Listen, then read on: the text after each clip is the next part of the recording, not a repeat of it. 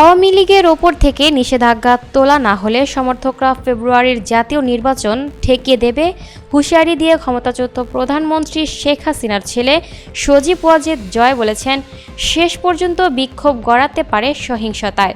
মানবতাবিরোধী অপরাধের মামলায় শেখ হাসিনার রায়ের আগে রয়টার্সকে দেয়া এক সাক্ষাৎকারে তিনি এই হুঁশিয়ারি দেন।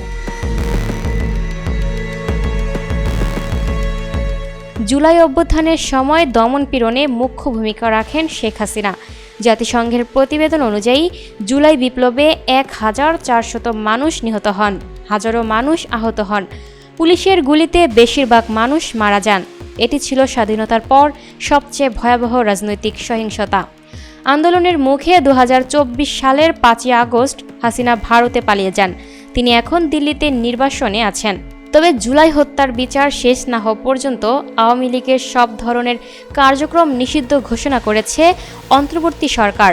দলটির নিবন্ধনও স্থগিত করেছে নির্বাচন কমিশন। ফলে আগামী ফেব্রুয়ারিতে অনুষ্ঠেয় ত্রয়োদশ সংসদ নির্বাচনে আওয়ামী লীগ অংশ নিতে পারবে না। এ বিষয়ে রয়টার্সকে জয় বলেন, আওয়ামী লীগ ছাড়া নির্বাচন আমরা হতে দেব না। আমাদের বিক্ষোভ আরও তীব্র হবে, যা দরকার তাই করব আমরা। আন্তর্জাতিক সম্প্রদায় কিছু না করলে নির্বাচনের আগেই বাংলাদেশে সহিংসতা ছড়িয়ে পড়তে পারে, সংঘাত হবেই।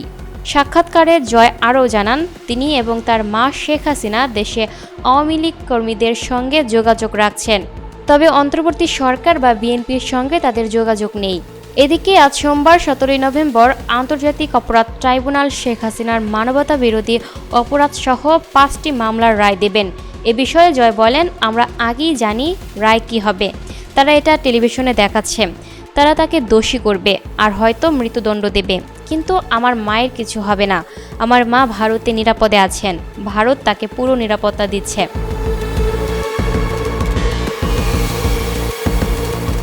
Lucky Akter, up to date news, Dhaka.